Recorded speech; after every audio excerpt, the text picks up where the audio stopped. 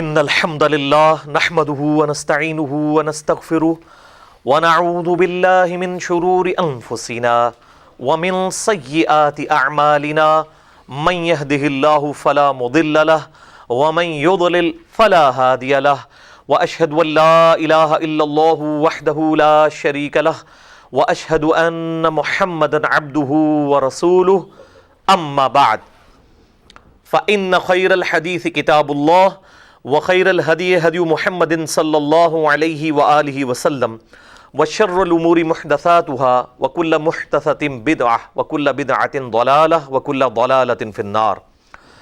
أعوذ بالله السميع العليم من الشيطان الرجيم من همزه ونفخه ونفثه. بسم الله الرحمن الرحيم. رب اشرح لي صدري ويسر لي أمري واحلل عقدة من لساني يفقهوا قولي. بسم الله الرحمن الرحيم. ان الله وملائكته يصلون على النبي يا ايها الذين آمنوا صلوا عليه وسلموا تسليما. اللهم صل على محمد وعلى آل محمد كما صليت على ابراهيم وعلى آل ابراهيم انك حميد مجيد. اللهم بارك على محمد وعلى آل محمد كما باركت على ابراهيم وعلى آل ابراهيم انك حميد مجيد. اللهم ربنا آتنا في الدنيا حسنة وفي الآخرة حسنة وقنا عذاب النار. ربنا آتنا من لدنك رحمة وهيئ لنا من أمرنا رشدا. لا إله إلا أنت سبحانك إني كنت من الظالمين. ولا حول ولا قوة إلا بالله العلي العظيم. آمین. الحمدللہ آج 12 نومبر 2017 کو ہفتے کے دن، اتوار کے دن، بلکہ آج ہمارا پہلا درس ہے جو اتوار کے دن ہونے جا رہا ہے، 22 صفر المظفر 1439 ہجری کو انشاءاللہ تعالی ہم سورۃ الاحزاب کی آیت نمبر 1 سے سٹارٹ کریں گے. سورۃ الاحزاب جو ہے یہ مدنی صورت ہے، اور جتنی بھی مدنی صورتیں ہیں ان کا ایک خاص اسلوب ہے کہ ان میں شریعت کے جو احکامات ہیں وہ ڈیٹیل کے ساتھ آئے ہیں. مکی صورتوں کا جو مرکزی ٹاپک ہے وہ عقیدہ توحید ہے، عقیدہ آخرت ہے، جبکہ جو مدنی صورتیں ہیں اس کا جو مرکزی ٹاپک ہے وہ اسلام کا معاشرتی نظام ہے. اور خصوصاً سورۃ الاحزاب کے اندر اللہ تبارک و تعالی نے امام کائنات سید الاولین والآخرین شفیع المذنبین رحمۃ للعالمین سیدنا و مولانا امام اعظم محمد رسول اللہ صلی اللہ علیہ وآلہ وسلم کی جو آئلی زندگی ہے، آپ کی گھر کی زندگی، آپ کی بیٹیاں، آپ کی بیویاں، ان کے پوائنٹ آف ویو سے ڈیٹیل ڈسکشن کی ہے. اور اس کے ساتھ ساتھ پردے کے احکامات بھی اسی صورت کے اندر نازل ہوئے، اور کئی ایک جو ہے معاشرتی احکامات جو ہیں وہ ڈیٹیل کے ساتھ سورۃ الاحزاب کے اندر آئے ہیں. سورۃ الاحزاب کو سورۃ الاحزاب اس لیے کہا جاتا ہے، حزب کہتے ہیں گروہ کو، احزاب جو ہے وہ حزب کی جمع ہے. اس میں بیسیکلی غزوہ خندق، جسے غزوہ احزاب بھی کہا جاتا ہے، جس میں کئی ایک گروہ جمع ہو کر مسلمانوں پر ٹوٹ پڑے، ان کے پوائنٹ آف ویو سے غزوہ خندق کی جو لائیو کمنٹری ہے وہ اس کے اندر آئے گی. اسی مناسبت سے اس کا نام سورۃ الاحزاب رکھا گیا ہے. سورۃ الاحزاب جو ہے یہ قرآن حکیم میں اسلام کے جو معاشرتی احکامات ہیں ان میں جو چند ایک امپورٹنٹ صورتیں ہیں ان میں سے ایک ہے. جیسے سورۃ النساء ہے، سورہ النور ہے، اسی طریقے سے سورۃ الاحزاب بھی اس حوالے سے بہت امپورٹنٹ صورت ہے. تو اللہ کا نام لے کر شروع کرتے ہیں سورۃ الاحزاب آیت نمبر 1 سے آنورڈ. اعوذ باللہ من الشیطان الرجیم. بسم اللہ الرحمن الرحیم. یا ایہا النبی اتق اللہ ولا تطع الکافرین. اے اللہ کے نبی صلی اللہ علیہ وآلہ وسلم، اللہ کا تقوی اختیار کیجئے، ولا تطع الکافرین، اور کافروں کا کہنا مت مانیے، ان کی پیروی مت کیجیے، والمنافقین، اور نہ ہی منافقین کی پیروی کیجیے۔ اب یہ آپ صلی اللہ علیہ وآلہ وسلم کو تو تعویل خاص کے اعتبار سے خطاب ہے، اور آپ صلی اللہ علیہ وآلہ وسلم کی وساطت سے صحابہ اکرام کو اور پوری امت کو یہ خطاب کیا جا رہا ہے کہ کافروں اور منافقین کی جو سازشیں ہیں اور ان کی جو اسلام کے خلاف ریشہ دوانیاں ہیں اور ان کی جو اسلام کی مخالفت کرنا ہے، یہ چیز آپ کو اللہ تعالیٰ کی یاد سے غافل نہ کرے، اللہ تعالیٰ کی پیروی سے نہ روکے۔ اللہ کا تقوی اپنے سامنے ہمیشہ رکھیں، اللہ کا ڈر کہ ہمیں مر کے اپنے رب کے حضور پیش ہونا ہے، یہی ایک ایسا جذبہ ہے جو انسان کا قبلہ درست رکھ سکتا ہے، ادروائز انسان کا قبلہ درست نہیں رہتا۔ تو اب حیرانگی کی بات یہ ہے کہ آپ صلی اللہ علیہ وآلہ وسلم کو خطاب کیا جا رہا ہے کہ آپ بھی اللہ کا تقوی اختیار کریں، اور تو کوئی شخص کسی کھاتے میں ہی نہیں ہے۔ یعنی یہ گاڈ کانشسنس، یعنی اللہ کا خوف، اللہ کا ڈر، اللہ تعالیٰ کی بارگاہ میں پیشی کا خوف کہ اللہ تعالیٰ نے میرے کیے ہوئے اعمال کے بارے میں مجھ سے پرسش کرنی ہے، یہ اتنی اہم چیز ہے کہ اللہ تعالیٰ اپنے پیغمبر صلی اللہ علیہ وآلہ وسلم کو بھی اس کا حکم ارشاد فرما رہا ہے، اور سورۃ الاحزاب کا آغاز ہی اسی آیت کے ساتھ ہو رہا ہے۔ اتق اللہ، اے نبی صلی اللہ علیہ وآلہ وسلم اللہ سے ڈریے، اللہ کا تقوی اختیار کیجئے، ولا تطع الکافرین والمنافقین، اور مت کہنا مانیے، مت پیروی کیجئے، مت اطاعت اختیار کیجئے کافروں کی اور منافقین کی۔ ان اللہ کان علیما حکیما، بے شک اللہ تعالیٰ علم والا ہے اور حکمت والا ہے۔ اللہ کے علم سے کوئی چیز پوشیدہ نہیں ہے، جو کچھ ہو رہا ہے وہ اللہ کے سامنے ہے، لیکن اس کی حکمت کا تقاضا یہ ہے کہ وہ اپنے بندوں کو ڈھیل دیتا ہے۔ آپ صلی اللہ علیہ وآلہ وسلم کے مخالفین بھی جو آپ کے ساتھ جو کچھ سلوک کر رہے ہیں، اور آپ صلی اللہ علیہ وآلہ وسلم کو جس تکلیف سے گزرنا پڑ رہا ہے، یہ اللہ تعالیٰ کے علم میں ہے۔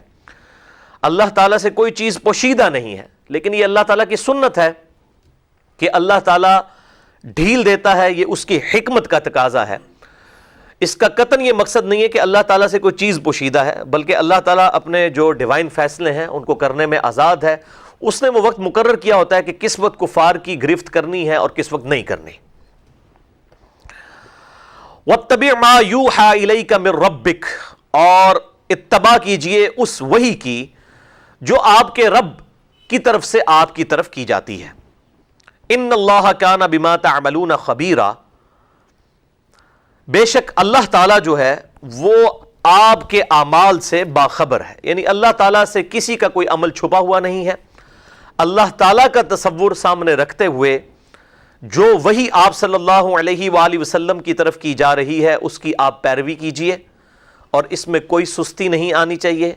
آپ صلی اللہ علیہ وآلہ وسلم نے کہیں کوئی کمپرومائزنگ ایٹیٹیوڈ اڈاپٹ نہیں کرنا کہ شاید میں کافروں کی دل جوئی کے لیے کوئی ایسا معاملہ کر لوں، نہیں۔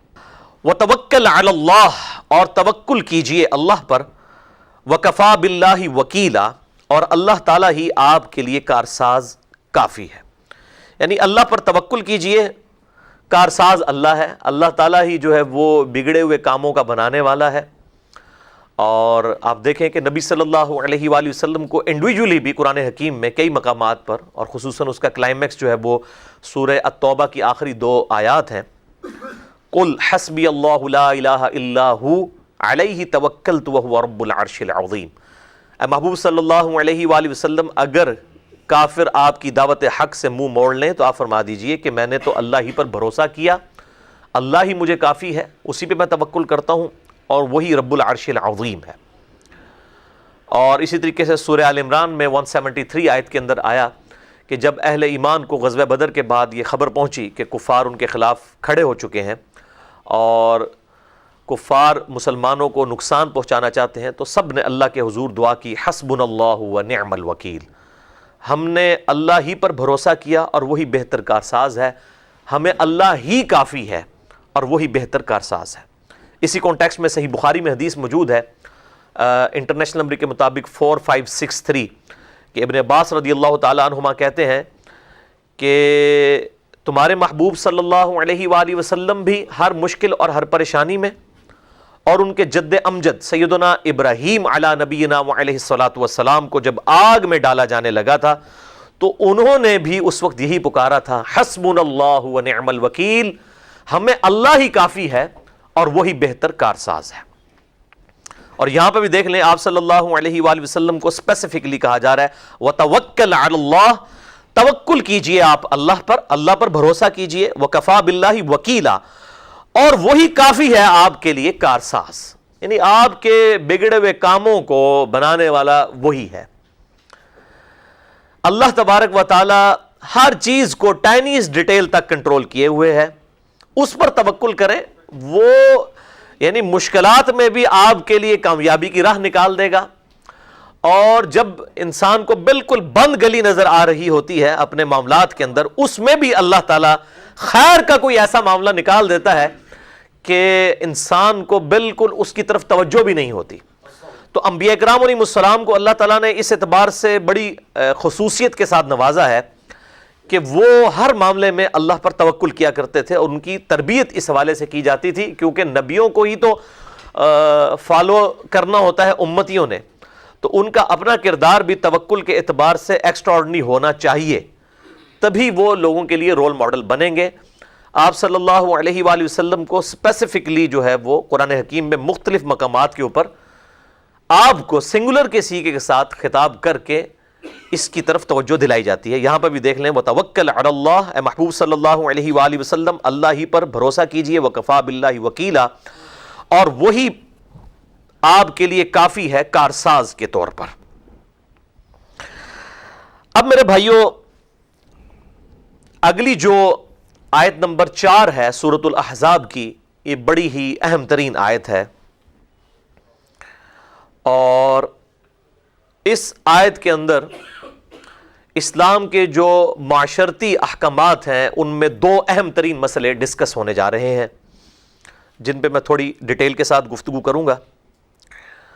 نمبر 1 مسئلہ ظہار، ضاد ہا الف را، مسئلہ ظہار، اور نمبر 2 منہ بولے بیٹا اور بیٹی اور ماں اور باپ، اس کے حوالے سے اسلام کے کیا قوانین ہیں، لے پالک جو بچہ ہے اس کی شرعی حیثیت کیا ہے۔ یہ 2 احکامات سورۃ الاحزاب کی آیت نمبر 4 اور 5 کے اندر انشاءاللہ ڈیٹیل کے ساتھ ڈسکس ہوں گے، اور یہ وہ احکامات ہیں جن کے بارے میں عموماً ہمارے معاشرتی جو معاملات ہیں ان کے اندر ڈسکشنز ہوتی ہیں، لوگ پوچھتے بھی رہتے ہیں، خصوصاً جو ہے وہ ظہار کا مسئلہ بھی، اور یہ منہ بولے رشتوں کی کیا شرعی حیثیت ہے، اس کے حوالے سے لوگ اکثر کوسچنز کرتے رہتے ہیں، لہٰذا یہاں پہ میں اس کو ڈیٹیل کے ساتھ انشاءاللہ ڈسکس کروں گا۔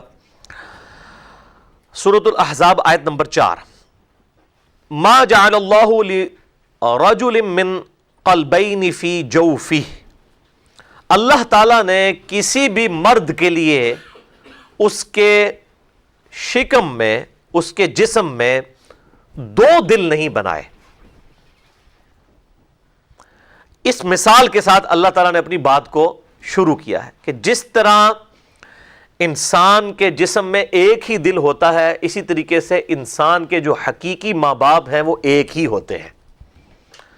منہ بولے رشتے کی ایز سچ کوئی اہمیت نہیں ہے، اس اعتبار سے کہ وراثت کے اندر حصہ ہو یا نسب قائم ہو جائے یا کوئی رضائی رشتے والا معاملہ تو بالکل الگ ہے۔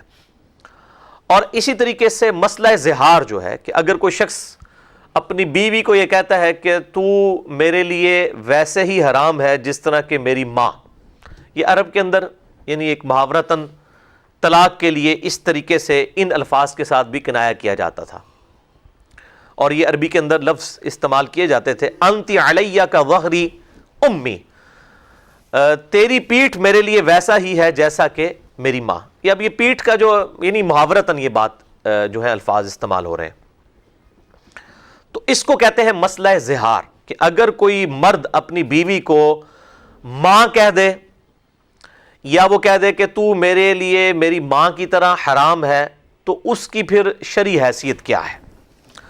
اس زمانے کے اعتبار سے اور آج کے اعتبار سے ظاہر ہے کہ اس کو تھوڑا ڈیٹیل کے ساتھ ڈسکشن کرنے کی ضرورت ہے۔ اس زمانے میں تو چونکہ طلاق کے لیے یہ لفظ کنایتاً بولے جاتے تھے، انتی علیہ کا ظہر امی، تو میرے لیے ویسے ہی حرام ہے جیسا کہ میری ماں میرے لیے حرام ہے۔ اس سے لوگ طلاق کا کنایا کیا کرتے تھے، یعنی طلاق کے ایکویلنٹ یہ ورڈنگ استعمال کی جاتی تھی۔ لیکن آج کل ایسا نہیں ہوتا ہے۔ آج کل اگر کوئی شخص اپنی بیوی کو کہہ دیتا ہے میری ماں، جیسے غصے میں بعض اوقات خاوند کہہ دیا کرتے ہیں کہ تو بیبے ہے میری، تو یہ زہار والا مسئلہ نہیں ہے۔ پھر وہ لوگوں سے مسئلے پوچھ رہے ہوتے ہیں، وہ ان کو کہتے ہیں جی 60 مسکینوں کو کھانا کھلائیں اور یہ کریں اور وہ کریں۔ یہ اس کے لیے نہیں ہے، جب تک کوئی انہی الفاظ کے ساتھ الفاظ نہیں بولتا کہ تو میرے لیے ویسا ہی حرام ہے جیسا کہ میری ماں مجھ پہ حرام ہے، اس وقت تک زہار کا مسئلہ نہیں ہوگا۔ ویسے ہی جو الفاظ بولنے ہیں یہ تو جسٹ ایک آپ سمجھ لیں جھوٹا کلمہ اس نے بول دیا یا غصے میں ایک لغو بات کہہ دی، اس سے زیادہ اس کی کوئی شرعی حیثیت نہیں ہے، نہ اس کے اوپر کوئی کفارہ ہے۔ اس طرح کے الفاظ نہیں استعمال کرنے چاہیے۔ تو ویسے اگر مذاق کے اندر یا ایک جسٹ اس کے لیے استعمال کر دیا، کوئی بہن کہہ دیتا ہے اپنی بیوی کو اسلام کے رشتے میں، تو وہ شرعی اعتبار سے اس کے اوپر کوئی گرفت تو نہیں ہے۔ ہاں اگر وہ یہ کہتا ہے کہ تو میرے لیے ویسے ہی حرام ہے جیسا کہ میری بہن مجھ پر حرام ہے، ظاہر ہے یہ تو بہت بڑے الفاظ ہیں، یہ تو 10 دفعہ کو مرد سوچے گا الفاظ بولتے ہوئے، تو وہ پھر اس کے لیے جو ہے وہ زہار والا اس کے اوپر اپلیکیشن ہوگی، وہ بھی طلاق واقع نہیں ہوگی۔ اسلام سے پہلے یہ طلاق کے لیے الفاظ استعمال کیے جاتے تھے، لیکن اسلام نے اس کے لیے طلاق والا معاملہ ختم کر دیا کہ اس طریقے سے طلاق نہیں ہوگی، البتہ اس کے اوپر ایک کفارہ اللہ تعالیٰ نے رکھ دیا، جو انشاءاللہ تعالیٰ آج ہم ڈسکس بھی کریں گے مسئلہ زہار کے حوالے سے۔ پہلے اس آیت کو کور کر لیں، سورۃ الاحزاب آیت نمبر 4۔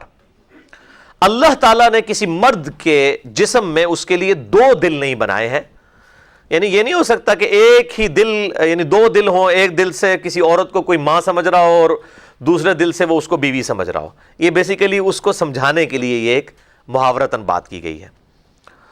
وَمَا جَعَلَ أَزْوَاجَكُمُ اللَّائِي تُظَاهِرُونَ مِنْهُنَّ أُمَّهَاتِكُمْ، اور نہیں بنایا اللہ تعالیٰ نے تمہاری بیویوں کو تمہاری مائیں کہ جن کے لیے تم زہار کرتے ہو، یعنی اس کے لیے ٹرم جو ہے وہ زہار ہوتی ہے استعمال۔ تو جن بیویوں کے ساتھ تم زہار کرتے ہو، ان کو ماں کہہ بیٹھتے ہو یا ان کو کہتے ہو کہ تم میرے لیے ویسے ہی حرام ہو جس طرح کہ میری ماں میرے پہ حرام ہے، تو وہ اللہ تعالیٰ نے اس کو تمہاری ماں تو نہیں بنایا ہوا۔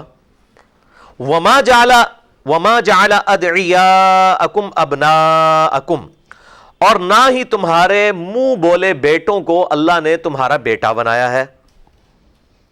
ذَلِكُمْ قَوْلُكُمْ بِأَفْوَاهِكُمْ، یہ تو سب تمہارے منہ کی باتیں ہیں، یعنی اللہ تعالیٰ نے اس کی کوئی شرعی حیثیت اس اعتبار سے نہیں رکھی ہوئی ہے کہ کوئی منہ بولا رشتہ کسی کو ڈکلیئر کر دے تو اب اس کا حقیقی بیٹا یا حقیقی بیٹی یا وہ ماں باپ حقیقی بن جائیں گے، یہ تمہارا کہنا ہے، ٹھیک ہے۔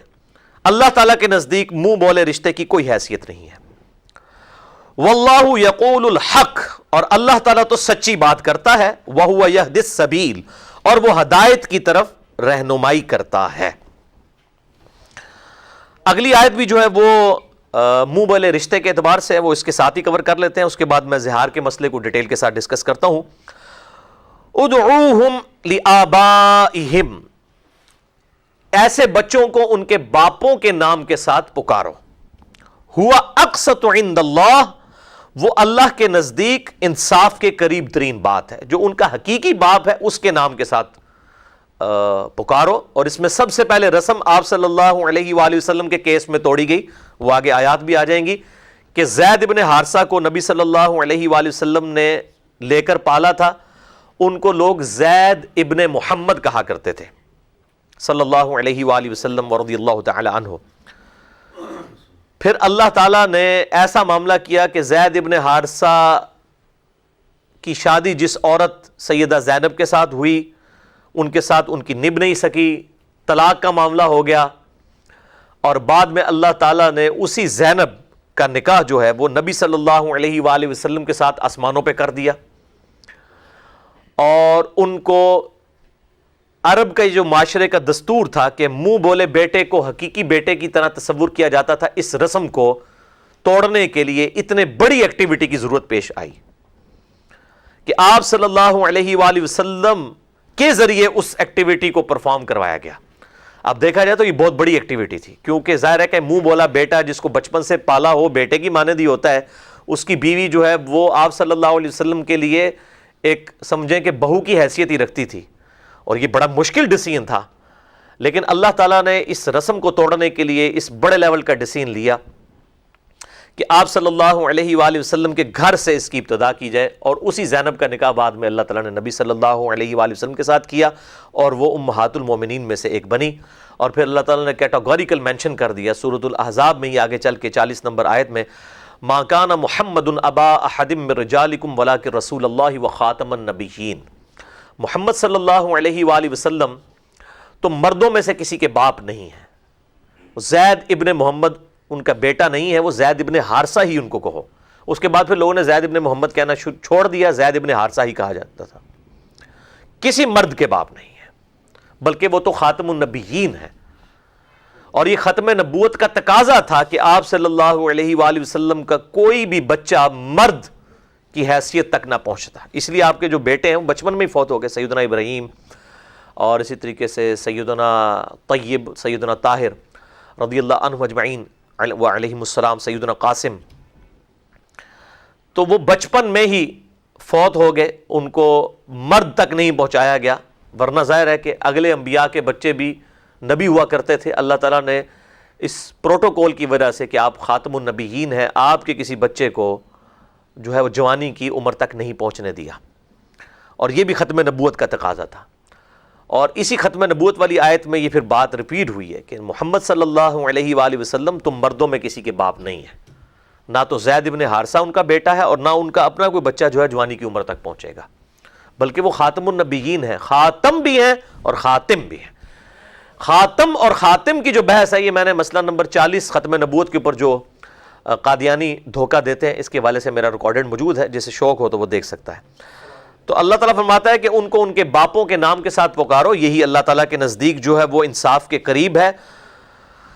فَإِن لَّمْ تَعْلَمُوا آبَاءَهُمْ فَإِخْوَانُكُمْ فِي الدِّينِ، اور اگر تمہیں ان کے باپوں کے نام نہ پتہ ہو تو وہ تمہارے دینی بھائی ہیں، وَمَوَالِيكُمْ، اور تمہارے وہ جگری دوست ہیں، آپ ان کے ساتھ دوستی یاری کے رشتے کے اعتبار سے ضرور بات کرو۔ اگر ان کے باپوں کے نام نہیں پتہ ہے تو آپ ان کو اپنا بھائی کہہ کے پکارو، اپنا دوست کہہ کر پکارو۔ وَلَيْسَ عَلَيْكُمْ جُنَاحٌ فِي مَا أَخْطَأْتُمْ بِهِ، اور تم پر کوئی گرفت نہیں ہے جو اس حوالے سے تم نادانستگی میں کر بیٹھے ہو۔ وَلَكِن مَا تَعَمَّدَتْ قُلُوبُكُمْ، بلکہ اللہ تعالیٰ تو اس معاملے میں گرفت کرے گا جس میں تم نے جان بوجھ کر اپنے دل کے ساتھ ارادتاً کوئی اس طرح کی حرکت کی ہے کہ کسی کو دوسرے باپ کی طرف منسوب کیا ہے، اس کے اوپر اللہ تعالیٰ گرفت کرے گا۔ وَكَانَ اللَّهُ غَفُورًا رَحِيمًا، اور اللہ تعالیٰ بخشنے والا مہربان ہے۔ تو دو مین احکامات اس کے اندر ڈسکس ہوئے، ایک مسئلہ زہار اور دوسرا منہ بولا جو رشتہ ہے اس کے حوالے سے۔ تو آپ دیکھ لیں کتنی سختی اس میں آئی ہے کہ منہ بولا رشتہ اسلام میں کوئی اہمیت نہیں رکھتا، وہ حقیقی نسب والا معاملہ نہیں ہے، اور یہ بہت کریٹیکل ایشو ہے، حتیٰ کہ صحیح بخاری اور صحیح مسلم کی متفق علیہ حدیث ہے، جو شخص اپنے آپ کو کسی دوسرے باپ کی طرف منسوب کرے اس پہ اللہ کی لعنت، اللہ کے فرشتوں کی لعنت، اور تمام لعنت کرنے والوں کی لعنت جو اپنے باپ کا نام بدل لے۔ اسی طریقے سے صحیح بخاری اور صحیح مسلم کی متفق علیہ حدیث ایک اور ہے کہ جس شخص نے اپنے آپ کو کسی اور باپ کی طرف منسوب کیا تو ایسے شخص پہ جنت حرام ہے۔ یہ بہت کریٹیکل ایشو ہے، عرب کے معاشرے کے اندر اس طرح کے معاملات ہوا کرتے تھے، اس لیے اتنی سخت وعید جو ہے وہ اس حوالے سے سنائی گئی ہے۔ اور باقی یہ پبلک کے اندر مشہور ہے کہ قیامت والے دن جو ہے وہ ماں کے نام کے ساتھ پکارا جائے گا، بالکل جھوٹ ہے۔ بخاری اور مسلم کی متفق علیہ احادیث موجود ہیں کہ قیامت والے دن جو ہے وہ باپ کے نام کے ساتھ ہی بلایا جائے گا، جس شخص کو بھی اٹھایا جائے گا۔ تو یہ میں نے ضمناً یعنی ایک مسئلہ ساتھ ڈسکس کر لیا۔ اسی حدیث کو تختہ مشق بنا کے کچھ علماء عرب نے آج کل فتوے دینا شروع کر دیے کہ جی وہ جو ہے بیوی جو ہے وہ شادی کے بعد شوہر کا نام اپنے ساتھ نہیں لگا سکتی، کیونکہ اگر وہ شوہر کا نام ساتھ لگائے گی تو وہ اپنے باپ کا نام بدل لے گی، اور اس کے اوپر پھر وہ بڑے فتوے بھی چل رہے ہوتے ہیں۔ تو میرا الحمدللہ تقریباً 1.5 سال پہلے ایک کلپ ریکارڈ ہوا تھا، یوٹیوب کے اوپر ہزاروں لوگ دیکھ چکے ہیں۔ اس کا عنوان یہ ہے کہ کیا بیوی شادی کے بعد اپنے ساتھ ہسبینڈ کا، خاوند کا نام لگا سکتی ہے؟ تو میں نے بتایا تھا کہ یہ احادیث باپ کا نام بدلنے پہ ہے۔ مثال کے طور پر کسی اگر لڑکی کا نام ہے عائشہ خالد، اب وہ عائشہ بنت خالد کو یہاں پر عائشہ خالد لکھا جاتا ہے عموماً، کیونکہ عرب میں تو بنتے کے لفظ بھی استعمال ہوتا ہے۔ اب وہ کہتے ہیں جی اب اگر اس عائشہ خالد کی شادی جو ہے وہ کسی عثمان نامی بندے کے ساتھ ہو گئی اور اس نے شادی کے بعد اپنا نام عائشہ عثمان رکھ لیا تو اب اس پہ جنت حرام ہو جائے گی، نعوذ باللہ من ذالک۔ بھئی وہ عائشہ عثمان اگر نام بھی رکھتی ہے وہ عائشہ بنت عثمان نہیں رکھتی۔ دوسرا ہمارے شناختی کارڈ میں ایک خانہ بنا ہے، اس میں لکھا ہوتا ہے خاوند کا نام، تو شادی کے بعد وہاں باپ کا نام نہیں لکھا ہوتا بلکہ لکھا ہوتا ہے خاوند کا نام۔ جب وہ خاوند کا نام لکھا ہوتا ہے تو وہ جس بندے کو اردو آتی ہے تو وہ پڑھ لے گا کہ اس کے خاوند کا نام ہے، اس نے اپنے باپ کا نام نہیں بدلا۔ باپ کا نام بدلنا یہ ہوگا وہ عائشہ بنت خالد کو کر دے عائشہ بنت عثمان، ایڈی بیوقوف تو کوئی بھی نہیں ہے، نہ ہوتا جنات نہ زنانی۔ اب انہوں نے کہا نہیں وہ نام تو بدل لیا، اس نے نام ساتھ لگایا، وہ نام اس طریقے سے بدلنا جو ہے وہ اس شرعی گرفت میں نہیں آتا۔ میں نے اپنی بیوی کا نام نہیں بدلا ہوا، اس کا نام جو تھا وہ وہی ہے، میں اپنے لیے کوئی لائن نہیں سیدھی کر رہا ہوں، ویسے میں بتا رہا ہوں کہ شرعی مسئلہ یہ ہے۔ اور وہ جب میرا کلپ چڑھا نا تو پھر بڑے لوگوں کو پھر تکلیف ہوئی جب میں نے علماء عرب کے اوپر اس حوالے سے گرفت کی، اور پھر میں نے یہ حدیثیں جو ہے بیان کی۔ یہ صحیح بخاری میں حدیث ہے انٹرنیشنل نمبر کے مطابق 6767 اور مسلم میں 219 کہ جس شخص نے اپنے آپ کو کسی غیر باپ کی طرف منسوب کیا تو اس پہ جنت حرام ہے۔ باپ کا نام بدلنا یہ ہے کہ وہ جو اس کی بیوی ہے وہ عائشہ بنت خالد کو عائشہ بنت عثمان کر دے۔ عائشہ خالد یا عائشہ عثمان اس طرح نام کے ساتھ کوئی ایک ٹیگ لگانے سے کوئی فرق نہیں پڑتا، وہ بنتے کے ساتھ نہیں ہے۔ دوسرا پھر نیچے اس کی کیٹیگری بھی بنی ہوئی ہے کہ خاوند کا نام، جب لکھا ہوا ہے خاوند کا نام تو ظاہر خاوند کا نام ہی ہے، اس کے باپ کے نام کا تو نہیں تبدیل ہوا۔ تو اس حوالے سے یہ چھوٹی چھوٹی چیزیں جو ہیں جن لوگوں کو تقوی کا ہیضہ ہو جاتا ہے یہ تو تقوی اپنا کر کے سائڈ پہ ہو جاتے ہیں، پیچھے مسلمانوں کے لیے مصیبت ڈال دیتے ہیں، اور لوگ پھر ہمیں ای میلز کر کے پوچھ رہے ہوتے ہیں کہ جناب یہ کیا بن گیا جی، ہمارا تو ہم پہ تو جنت ہی حرام ہوگی، ہماری بیوی پہ بھی جنت حرام ہوگی۔ تو کوئی حرام نہیں ہوئی ہے، اور قرآن حکیم میں یہ مضمون کئی جگہ آیا ہے کہ بات بات پہ کسی چیز کے بارے میں یہ نہ کہہ دیا کرو کہ یہ حرام ہے جب تک کہ پوری تحقیق نہ کر لو۔ تو یہ بڑا سینسٹیو ایشو ہے، اور میں نے دیکھا کہ علماء کی اکثریت جو ہے وہ اس قسم کے فتوے جو ہے وہ پبلک میں پروپیگیٹ کرتی رہتی ہے، خصوصاً سعودیہ سے تو اس طرح کے بہت فتوے نکلتے ہیں، جس کی وجہ سے ایک دفعہ پوری دنیا میں کھلبلی بچ جاتی ہے کہ او جی وہ فتویٰ آ گیا جی، فتویٰ آ گیا، کوئی وہی نازل ہو گئی اللہ سے بندے ہو، ٹھیک ہے۔ فتویٰ کا مطلب ہی ایکسپرٹ اوپینین ہے کہ ایک شخص کی ذاتی رائے ہے۔ فتوے کا مطلب یہ ہوتا ہے کہ یہ اس نے جو ہے وہ کنسیو کیا ہے کتاب و سنت کی روشنی میں۔ فتویٰ نص قطعی نہیں ہوتا، فتویٰ کتاب و سنت نہیں ہوتا، کتاب و سنت کی روشنی میں ایک شخص کی رائے ہوتی ہے کہ میں اس چیز کو ایسے سمجھتا ہوں، تو فتوے کو فتوی ہی رہنے دیا کریں، اس کو کتاب و سنت کی طرح اپنے سر کے اوپر سوار کر کے آپ مطلب لوگ تو صرف اپنے سر کے اوپر نہیں سوار کرتے نا، اوپر سے ہمارے سر کے اوپر بھی سوار کر دیتے ہیں، مصیبت ہماری جان کو پڑ جاتی ہے۔ اب ہماری ای میل جو ہے وہ ہزاروں میں پہنچی ہوئی ہے، اب تو میں نے آٹو رپلائی اس کے اوپر لگا دیا ہوا ہے، فرحان کا نمبر دیا ہوا ہے، عثمان کا نمبر دے دیا ہوا ہے کہ بھائی جس نے واٹس ایپ پہ رابطہ کرنا ہے فرحان بھائی سے کرے، ڈائریکٹ فون کال کرنی ہے عثمان بھائی کو کرے۔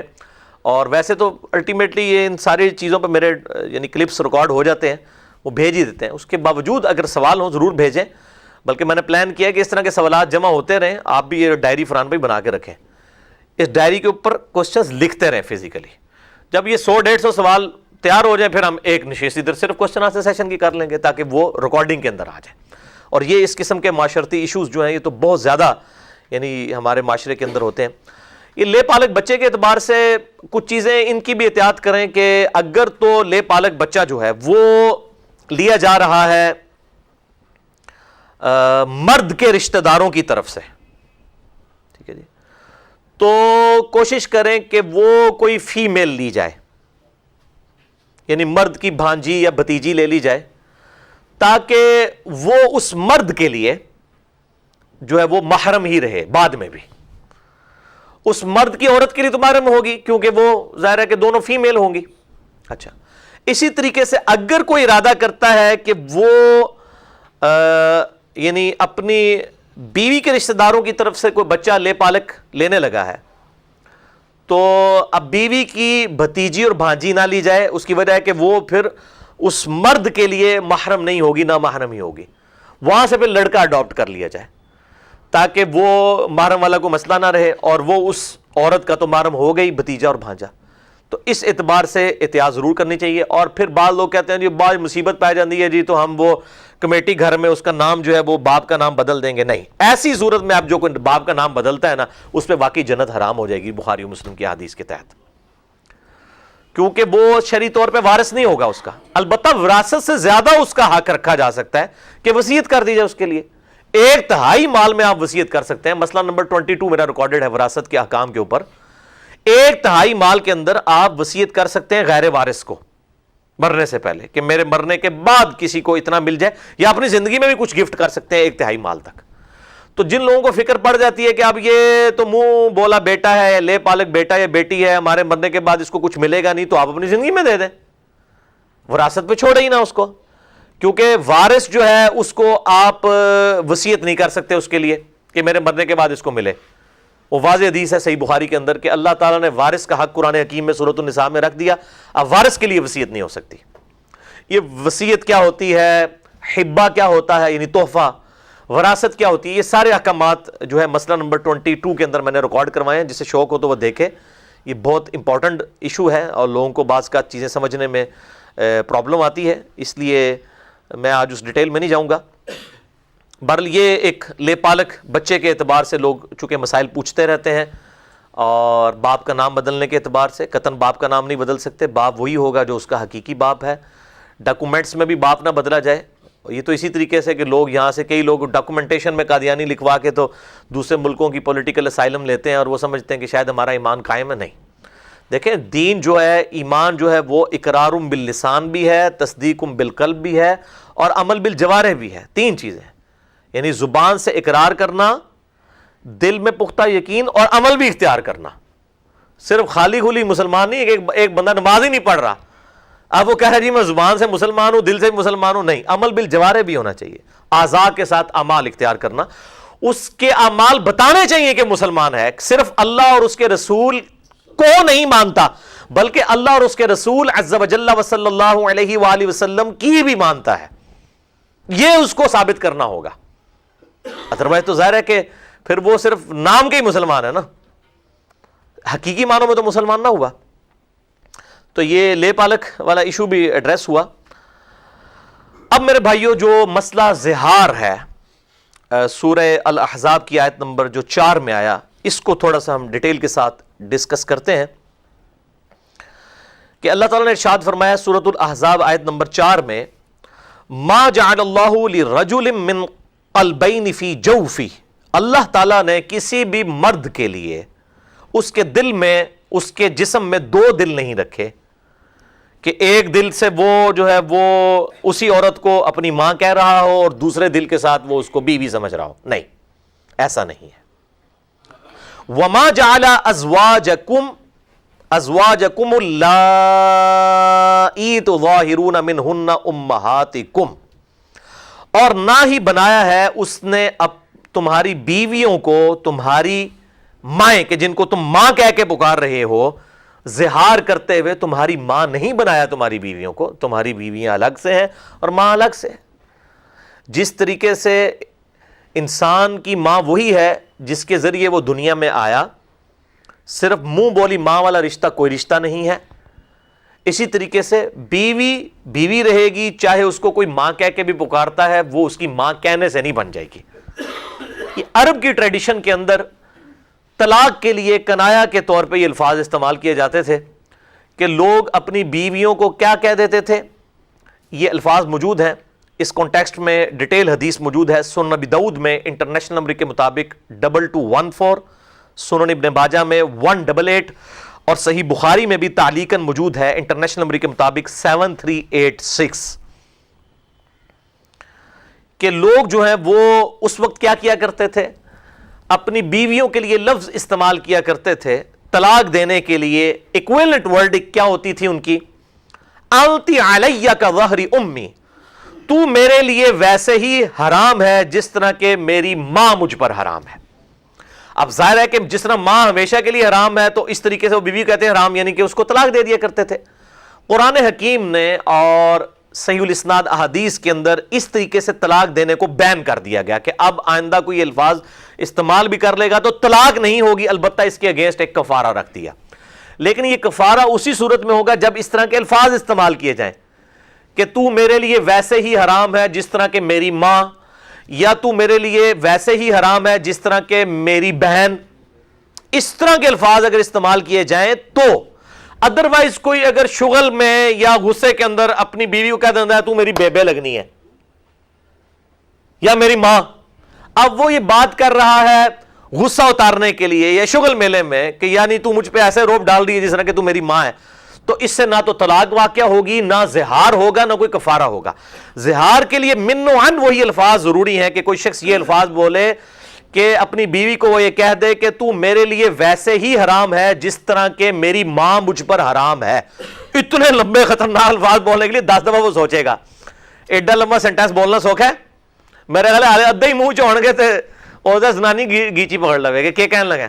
تو ویسے اگر کوئی اپنی بیوی کو کہہ دیتا ہے میری ماں بیبے، اس سے کچھ نہیں ہوگا، نہ کفارہ ہوگا، نہ زہار ہوگا، نہ طلاق ہوگی۔ طلاق تو خیر ان الفاظ سے بھی نہیں ہوگی کہ اگر کوئی پرٹیکولر یہ کہہ دے کہ تو میرے لیے ویسے ہی حرام ہے جس طرح کہ میری ماں یا میری بہن، اس سے بھی طلاق اب اسلام میں واقع نہیں ہوگی۔ زمانے جاہلیت میں اس طریقے سے طلاق ہوا کرتی تھی اور اس کو اسلام کے اندر بین کر دیا گیا کہ اب اس طریقے سے طلاق نہیں ہوگی، البتہ ایک کفارہ لگا دیا گیا کہ کوئی مذاق نہ بنا لے۔ اب ظاہر ہے اس طرح کے جھوٹے الفاظ بولنے سے تو ظاہر ہے کہ اسلام کو تو یعنی چڑ ہے کہ کوئی جو ہے وہ جھوٹے الفاظ استعمال کرے اور شریعت کو تختہ مشق بنا لے۔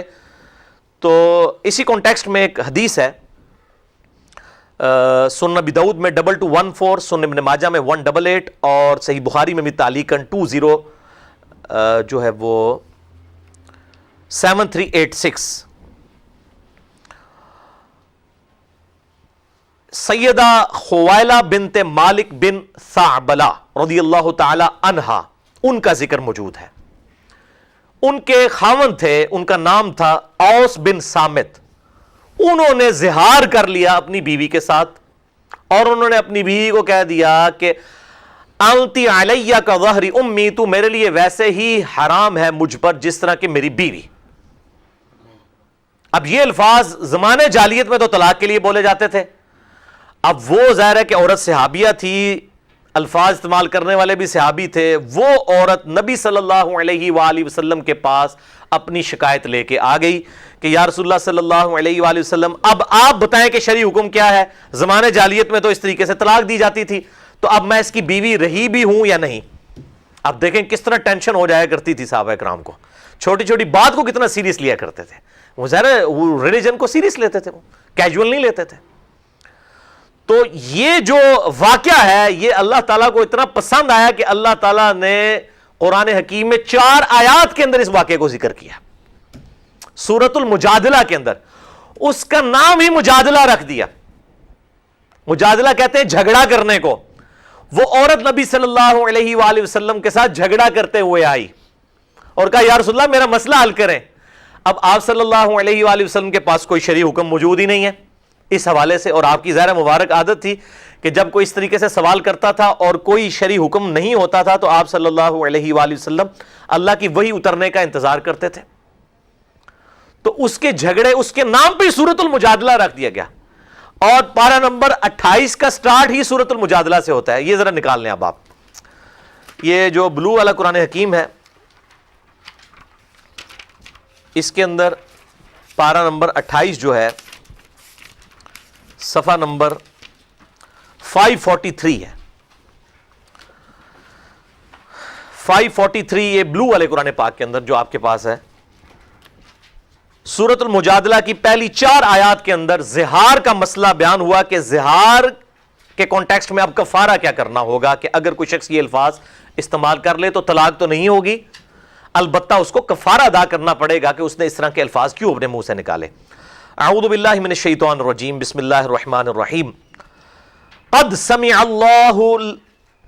اللہ، بے شک اللہ تعالیٰ نے سن لی، قول التی تجادلک فی زوجہا، اس عورت کا جھگڑا کرنا آپ کے ساتھ جو اپنے خاوند کے معاملے میں آپ سے جھگڑ رہی تھی۔ زوج کا لفظ عربی میں بیوی کے لیے بھی خامن زوج ہے، اسپاؤس، جیسے انگلش میں اسپاؤس لفظ استعمال ہوتا ہے، اور خامن کے لیے بیوی زوج ہے. فی زوجہا یعنی وہ جو مونس اپنے زوج کے بارے میں یعنی خامن کے بارے میں جھگڑ رہی تھی، اللہ نے وہ کلام سن لیا. اب سیدہ عائشہ اس کے بارے میں کہتی ہیں صحیح بخاری میں 7386 کہ اللہ تعالیٰ نے یعنی اپنے عرش پہ مستوی ہوتے ہوئے اس عورت کے جھگڑے کو جو وہ نبی صلی اللہ علیہ وآلہ وسلم کے ساتھ ان کے گھر میں کر رہی تھی وہ سن لیا. یعنی اللہ تعالیٰ کتنا باریک بین ہے اور اللہ تعالیٰ کس طریقے سے چیزوں کو باریکی تک سننے والا ہے. اور ڈیٹیل اس واقعے کی سنن ابی داؤد میں 2214 اور سنن ابن ماجہ میں 188 ہے. اور یہ جو صحابیہ ہیں ان کا نام ہے سیدہ خویلہ بنت مالک بن ثعبلہ اور ان کے خاوند کا نام تھا اوس بن ثابت رضی اللہ تعالی عنہ. بے شک اللہ تعالیٰ نے سن لیا اس عورت کو کہ جو آپ سے جھگڑا کر رہی تھی اپنے خاوند کے معاملے میں. وَتَشْتَكِي إِلَى اللَّهِ اور وہ اللہ تعالیٰ سے اس حوالے سے شکوہ کر رہی تھی. وَاللَّهُ يَسْمَعُ تَحَاوُرَكُمَا اور اللہ تعالیٰ اس کا آپ کے ساتھ یہ گفتگو کرنا، آپ صلی اللہ علیہ وآلہ وسلم کے ساتھ ڈیبیٹ کرنا، اس معاملے میں جھگڑا کرنا، یہ اللہ تبارک و تعالیٰ سن رہا تھا آپ دونوں کی اس گفتگو کو، یعنی آپ صلی اللہ علیہ وآلہ وسلم اور سیدہ خویلہ رضی اللہ تعالیٰ عنہ. ان اللہ سمیع بصیر بے شک اللہ تعالیٰ سننے والا اور دیکھنے والا ہے. تو اللہ تعالیٰ نے پہلے تو ذکر کیا کہ یہ ہم سے پوشیدہ نہیں ہے، پھر ساتھ ہی زہار کے اوپر کفارہ کیا ہے وہ بھی ارشاد فرما دیا. الذین یظاہرون منکم من نسائہم تم میں سے جو لوگ اپنی بیویوں سے زہار کر بیٹھیں، یعنی یہ الفاظ استعمال کر لیں کہ انتی علیہ کا ظہر امی کہ تو میرے لیے ویسے ہی حرام ہے جس طرح کہ میری ماں کی پیٹھ مجھ پر حرام ہے، یہ الفاظ استعمال کریں گے، یعنی محاورتاً ہے پیٹھ کا لفظ جو استعمال ہوا ہے. ما ہن امہاتہم تو اس طرح کرنے سے وہ ان کی مائیں تو نہیں بن جائیں گی. ان امہاتہم الا اللائی ولدناہم ان کی مائیں تو وہ نہیں ہیں مگر وہ مائیں ہیں جنہوں نے ان کو پیدا کیا ہے، جن کے ذریعے ان کی ولادت ہوئی ہے، وہی مائیں رہیں گی. وَإِنَّهُمْ لَيَقُولُونَ مُنْكَرًا مِنَ الْقَوْلِ اور بے شک یہ جو الفاظ استعمال کرتا ہے جو شخص بھی اپنی بیوی کے لیے تو یہ ایک کراہت کا کلمہ وہ بول رہا ہے، ایک برا کلمہ بول رہا ہے. وہ اس کی بیوی ہے، اس کو اپنی ماں کیوں کہہ رہا ہے؟ من القول وزورا اور جھوٹ کی بات کر رہا ہے. وَإِنَّ اللَّهَ لَعَفُوٌّ غَفُورٌ اور بے شک اللہ تعالیٰ معاف فرمانے والا ہے، ڈھیل دینے والا ہے، بخشنے والا ہے. وَالَّذِينَ يُظَاهِرُونَ مِن نِسَائِهِمْ جو کوئی اپنی بیویوں کے ساتھ زہار کر بیٹھیں، یعنی وہ یہ بات کہہ دیں کہ تو مجھ پر ویسے ہی حرام ہے جس طرح کہ میری ماں حرام ہے یا بہن حرام ہے، اس طرح کے الفاظ بولیں. صرف یہ کہنے سے کہ تو میری ماں ہے یا بہن ہے اس سے نہیں ہوگا زہار، یعنی وہ الفاظ پرٹیکولر استعمال کیے جائیں. ثم يعودون لما قالوا اس کے بعد وہ پھر لوٹنا چاہے جو کچھ وہ کہہ بیٹھا اس کا کوئی کفارہ ادا کرنا چاہتا ہے. فتحریر رقبۃ من قبل ان یتماسا تو وہ ایک غلام آزاد کرے اس سے پہلے کہ وہ اپنی بیوی کو چھوئے، یعنی اپنی بیوی کے ساتھ ازدواجی تعلق قائم کرنے کے لیے یا اپنی بیوی کے پاس آنے کے لیے اس پر یہ پلنٹی ہے، شریعت کی طرف سے سزا مقرر کی گئی ہے کہ ایک غلام کو آزاد کرے. اس سے پہلے وہ اپنی بیوی کی طرف نہیں آ سکتا جب تک یہ کام نہ کر لے. ذالکم توعظون بہ یہ ہے وہ چیز جس کی اللہ تعالیٰ تمہیں نصیحت کر رہا ہے، واعظ کر رہا ہے. واللہ بما تعملون خبیر اور اللہ تعالیٰ تمہارے کاموں سے خبردار ہے، اس کو خبر ہے جو کچھ تم کرتوت کر رہے ہو. فمن لم یجد جو کوئی پھر غلام آزاد کرنا نہ پائے، اس کو غلام جس طرح آج کل تو غلام اس طرح اویلیبل نہیں ہے تو پھر کیا کرے؟ فصیام شہرین متتابعین تو وہ مسلسل 2 مہینے کے روزے رکھے، مسلسل. اس میں کوئی روزہ چھوڑ نہیں سکتے، ہاں کوئی بیماری کی وجہ سے چھوڑنا پڑ گیا یا کوئی عید کا دن بیچ میں ایسا آ گیا جیسے کوئی بڑی عید کا دن آیا اس دن تو آپ روزہ نہیں رکھتے. اس قسم کا اگر روزہ چھوٹ جائے وہ الگ ہے، اس سے وہ ترتیب نہیں ٹوٹتی. من قبل ان یتماسا، اس سے پہلے کہ وہ آ کر مس کرے اپنی بیوی کو، کہ وہ یا تو غلام آزاد کرے، اگر غلام کی استطاعت نہیں رکھتا تو 2 مہینے کے مسلسل روزے رکھے. فمن لم یستطع، اور جو اس کی استطاعت نہ رکھتا ہو، یعنی اس کے پاس مطلب وہ اتنی صحت نہیں ہے یا اس کے حالات و واقعات نہیں ہیں کہ وہ روزے رکھ سکتا ہے 2 مہینے کے، یا وہ غلام آزاد کرنے والا معاملہ نہیں کر سکتا، تو پھر کیا کرے؟ فَإِطْعَامُ 60 مِسْكِينًا، تو وہ پھر 60 مسکینوں کو کھانا کھلائے. یعنی اکٹھے 60 مسکینوں کو بھی کھانا کھلایا جا سکتا ہے، ایک مسکین کو بھی 60 دن تک کھلایا جا سکتا ہے. ظاہر ہے تو بہت مشکل کام ہے کہ ایک مسکین کے 60 دن کی ڈیوٹی دی جائے. 60 غریبوں کو اکٹھا کر کے اس کو کھانا کھلا دیا جائے، ایک وقت کا کھانا جو عموماً گھروں میں کھایا جاتا ہے. ذَلِكَ لِتُؤْمِنُوا بِاللَّهِ، یہ اس لیے ہے تاکہ تم ایمان لاؤ اللہ پر، وَرَسُولِهِ، اور اس کے رسول پر. یعنی جو اللہ اور اس کے رسول پر ایمان رکھتا ہے وہی شریعت کے احکامات کی پیروی کرنے میں بڑھ چڑھ کر حصہ لے گا، ورنہ تو ان معاملات کو کیجول لے گا. وَتِلْكَ حُدُودُ اللَّهِ، اور یہ اللہ کی حدیں ہیں. وَلِلْكَافِرِينَ عَذَابٌ أَلِيمٌ، اور کافروں کے لیے دردناک عذاب ہے. تو یہ 4 سورۃ المجادلہ کی آیات ہیں جن میں مسئلہ زہار ڈسکس ہوا ڈیٹیل کے ساتھ، جس کا ذکر سورہ الاحزاب کی آیت نمبر 4 میں ہوا، اور پھر سورۃ المجادلہ کی 1 سے لے کے 4 آیات کے اندر پورے احکامات بتائے گئے کہ وہ اس کے لیے کفارہ کیا ادا کریں گے. یا تو ایک غلام آزاد کریں، غلام نہیں آزاد کر سکتے تو 2 مہینے کے مسلسل روزے، اور اگر اس کی بھی استطاعت نہیں ہے تو پھر 60 مسکینوں کو کھانا کھلا دیا جائے. تو پھر یعنی وہ ان کا وہ جو معاملہ ہے وہ اس اعتبار سے سیٹل ہو جائے گا، وہ اپنی بیوی کے پاس آ سکتے ہیں. تو یہ زہار کا مسئلہ اکثر لوگ پوچھ رہے ہوتے ہیں کہ وہ لوگ بعض اوقات کہہ دیتا ہے کوئی کہ جی اپنی وہ بیوی کو کہہ دیتا ہے تو میری ماں ہے. تو اس طرح کہنے سے نہیں ہوگا جب تک وہ یہ الفاظ نہ استعمال کرے کہ تو میرے لیے ویسے ہی حرام ہے جس طرح کہ میری ماں مجھ پر حرام ہے، تو پھر زہار کا مسئلہ ہوگا، طلاق پھر بھی نہیں ہوگی. لیکن کفارہ والا معاملہ اسی صورت میں ہوگا جب اس طرح الفاظ استعمال کیے جائیں. تو یہ زہار کا مسئلہ میں نے کھول کر بیان کر دیا. اکثر لوگ پوچھتے تھے، انشاءاللہ یہ الگ سے ہم کلپ بھی چڑھا دیں گے کہ اگر کوئی شخص اپنی بیوی کو ماں کہہ دے تو اس کا شرعی حکم کیا ہے. انشاءاللہ تعالی اسی میں سے کاٹ کے ہم لگا دیں گے. اب میرے بھائیوں اگلی آیات کی طرف آ جائیں. اگلی آیت جو ہے آج کی جو قرآن کلاس نمبر 272 میں ایک اور اہم ترین آیت آ رہی ہے. اس کے اوپر بھی ڈیٹیل سے ڈسکشن ہو سکتی ہے. اب تقریباً 10-12 منٹ باقی رہ گئے ہیں ہمارے درس کے، تو اسی میں اس کو کور کر دیتا ہوں. سورۃ الاحزاب کی آیت نمبر 6، النبی اولیٰ بالمؤمنین من انفسہم، نبی صلی اللہ علیہ وآلہ وسلم مؤمنین پر ان کی جانوں سے بڑھ کر حق رکھتے ہیں. وَأَزْوَاجُهُ أُمَّهَاتُهُمْ، اور نبی کی بیویاں امت کی مائیں ہیں.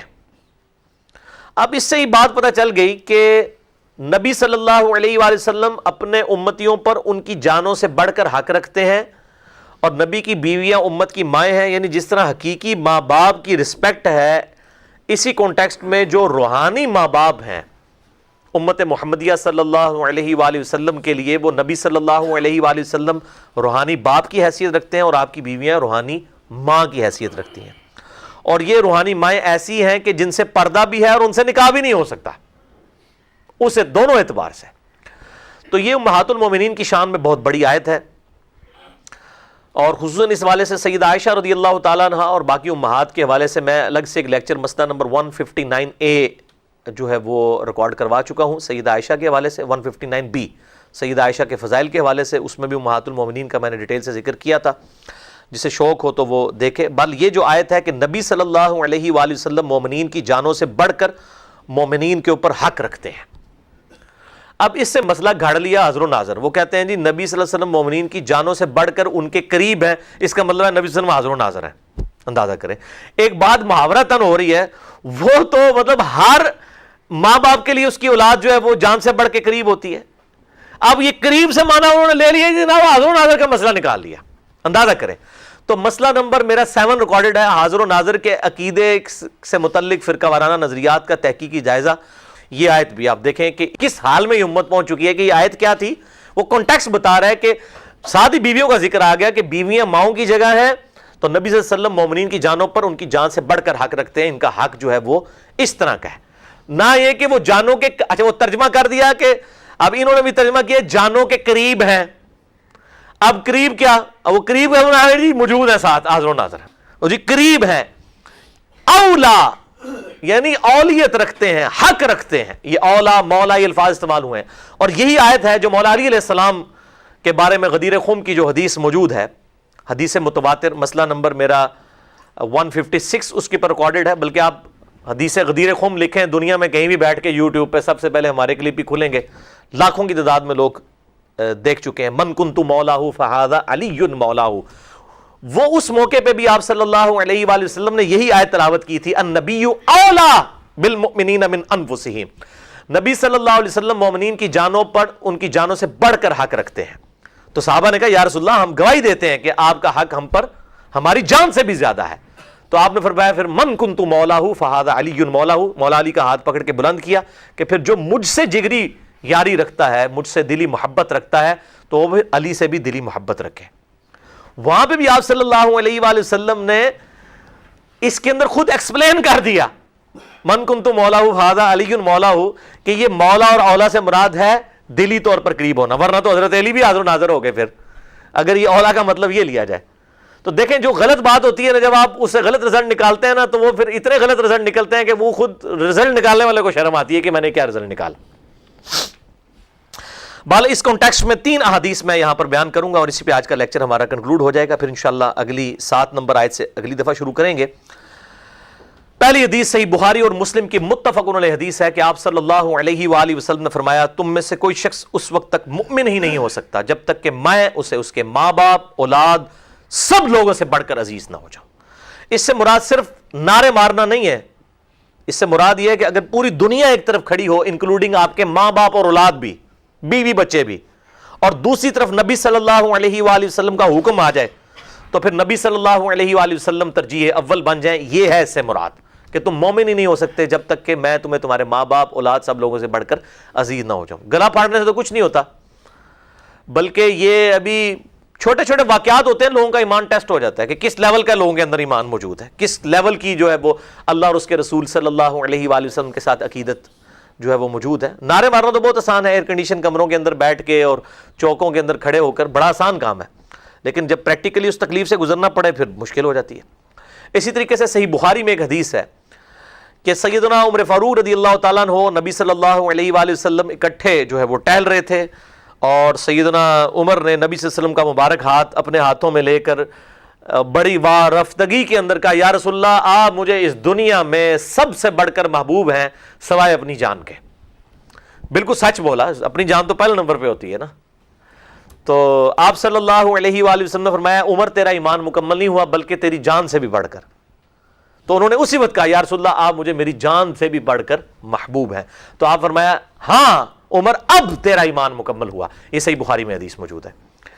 اسی طریقے سے ایک اور حدیث ہے بخاری اور مسلم کی متفق علیہ حدیث ہے کہ آپ صلی اللہ علیہ وآلہ وسلم نے فرمایا اس شخص نے ایمان کی حلاوت چکھ لی جس میں 3 نشانیاں ہوں. نمبر 1، اللہ اور اس کے محبوب صلی اللہ علیہ وآلہ وسلم اسے پوری دنیا میں سب سے بڑھ کر محبوب ہوں.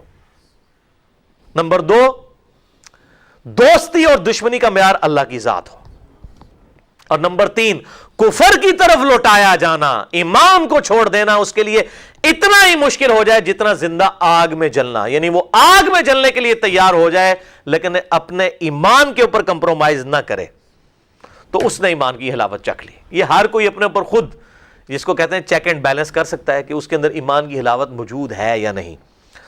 بہرحال یہ بہت اہم ٹاپک ہے، میں نے اس کے اوپر بڑی ڈیٹیل کے ساتھ آلریڈی 2 لیکچر ریکارڈ کروا دیے ہیں. مسئلہ نمبر 9 ہے اللہ اور اس کے رسول عز و جل و صلی اللہ علیہ وآلہ وسلم کی محبت اور اطاعت، یہ دونوں ضروری ہیں.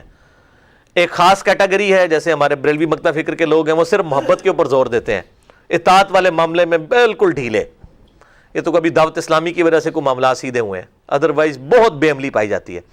دوسری طرف اہل حدیث اور دیوبند ہیں، وہ اطاعت والے مسئلے میں زیادہ زور لگاتے ہیں اور محبت والے مسئلے میں اور وارفتگی والے معاملے میں ڈھیلے نظر آتے ہیں. تو میں نے پھر وہ دونوں چیزیں بتائی ہیں کہ یہ دونوں چیزیں پیرلل میں ہیں، صرف ایک طرف ون سائیڈڈ بات نہیں ہوگی. اللہ تعالیٰ نے ہر چیز جوڑوں کی شکل میں پیدا کی ہے. علم اور عمل دونوں ہی ضروری ہیں، امر بالمعروف و نہی عن المنکر دونوں ہی ضروری ہیں.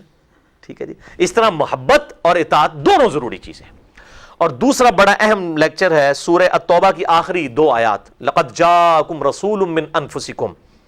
ان آیات کے کانٹیکسٹ میں مسئلہ نمبر 100 ہے اور اس کا عنوان تھا رسول اللہ صلی اللہ علیہ وآلہ وسلم کی اپنی امت سے محبت کا بیان۔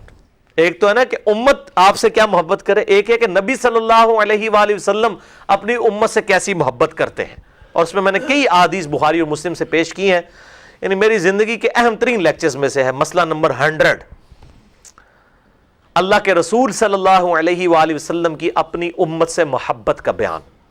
اہل سنت پاک .com ہماری ویب سائٹ پہ، جسے شوق ہو تو ضرور دیکھیں۔ باقی انشاءاللہ تعالیٰ اگلی دفعہ ہم ڈسکشن کریں گے۔ آج کے لیکچر کو اسی آیت کے اوپر کنکلوڈ کرتے ہیں۔ اللہ تعالیٰ سے دعا ہے جو حق بات میں نے کہی اللہ تعالیٰ ہمارے دلوں میں راسخ فرمائے، اگر جذبات میں میرے منہ سے کوئی غلط بات نکل گئی تو اللہ تعالیٰ ہمارے دلوں سے ہی معاف کر دے، ہمیں کتاب و سنت کی تعلیمات پر عمل کر کے دوسرے بھائیوں تک پہنچانے کی توفیق عطا فرمائے۔ سبحانک اللہم و بحمدک، اشہد ان لا الہ الا انت، استغفرک و اتوب الیک، وما علینا الا البلاغ المبین۔ جزاکم اللہ خیرا۔